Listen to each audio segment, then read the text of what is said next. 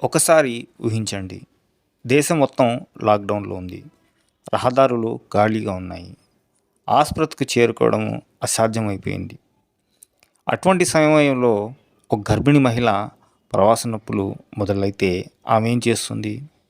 ఈరోజు మీరు వినబోయే కథ కేవలం ఒక మహిళ గురించి కాదు. ఇది తల్లి అవ్వడానికి ఉన్న ధైర్యం కథ. ఇది కష్టాల్లో వ్యవస్థ ఎలా విఫలమవుతుందో చెప్పే కథ. 100 కిలోమీటర్ల ప్రయాణం కథ.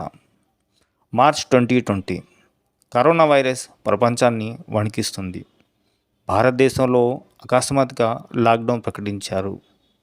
రైళ్ళు ఆగిపోయాయి, బస్సులు ఆగిపోయాయి, ట్యాక్సీలు లేవు, అంబులెన్స్ కూడా దొరకడం చాలా కష్టంగా అయిపోయింది. ప్రజలందరూ ఇళ్లల్లో పరిమితం అయిపోయారు. మరికొందరు ఇంట్లో ఉండటమే ఒక ఎంపికగా ఎన్నుకున్నారు. ఈ కథలోని మహిళ ఒక సాధారణ భారతీయ మహిళ. ఆమె పేరు మనకు అవసరం లేదు, ఎందుకంటే ఈ కథలో ఆమె ఒంటరిగా లేదు. ఆమె లాంటి వేలాది మహిళలు ఉన్నారు. ఆమె 9 నెలల గర్భిణీ మహిళ. డాక్టర్లు ముందే చెప్పారు, ప్రసవం తప్పనిసరిగా ఆసుపత్రిలోనే జరగాలని. కానీ లాక్డౌన్ ఆమె ఇన్ని ప్రణాళికలను చెదరగొట్టింది. ఒక రాత్రి అకస్మాత్తుగా ఆమెకు తీవ్రమైన నొప్పులు మొదలయ్యాయి. మొదట ఆమె పట్టించుకోలేదు. ఇది తప్పుడు నొప్పి కావచ్చని చెప్పేసి అనుకుంది. కానీ క్రమంగా నొప్పి పెరుగుతూ వచ్చింది. శ్వాస తీసుకోవడం కష్టంగా మారింది. అప్పుడు ఆమెకు అర్థమైంది, సమయం వచ్చేసింది. ఇంట్లో భయం మొదలైంది. మొదట అంబులెన్స్కి ఫోన్ చేశారు. ఒక నంబర్, ఇంకో నంబర్, మరో నంబర్. కానీ ప్రతిసారి వాహనం లేదు అనే సౌండ్ వినిపిస్తుంది. లాక్డౌన్ అనుమతి కావాలి, కోవిడ్ కేసా కాదా చెప్పాలి. సమయం ఇక్కడేమో ఇంకా ముందుకు వెళ్ళిపోతుంది.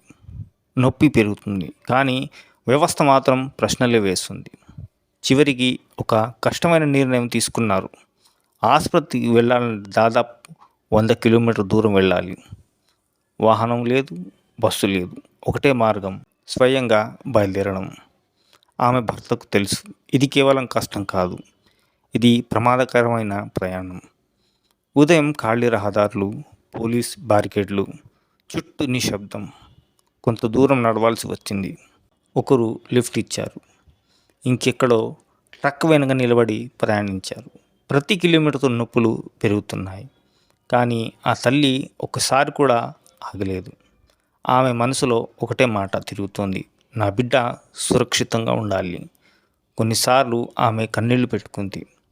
తన పట్టు పట్టుకుంది. ఇంకొంచెం మాత్రమే అనుకుంటూ ముందుకు సాగింది. ఇంకోవైపు ఎండ మండిపోతుంది. నీరు తక్కువగా అవుతున్నాయి, కానీ ధైర్యం మాత్రం తగ్గలేదు. ఆ ప్రయాణంలో నడిచే కేవలం కాళ్ళు కాదు, ఒక తల్లి గుండె. ఎన్నో గంటల తర్వాత చివరకు వారు ఆసుపత్రికి చేరుకున్నారు. డాక్టర్ వెంటనే చికిత్స మొదలుపెట్టారు. ఒక నర్సు ఆమెను చూసి మెల్లగా చెప్పింది, మీరు చాలా బలమైన మహిళ. ఆపరేషన్ థియేటర్ బయట భర్త చేతులు వణికిపోతున్నాయి. క్షణాల్లో నిమిషాల్లో అయిపోయాయి. అప్పుడే ఒక శబ్దం వినిపించింది, కొత్త జీవిత శబ్దం. అప్పుడు డాక్టర్ బయటకు వచ్చి, మీకు ఆడబిడ్డ జన్మించిందని చెప్పి ఒక శుభవార్త చెప్పారు.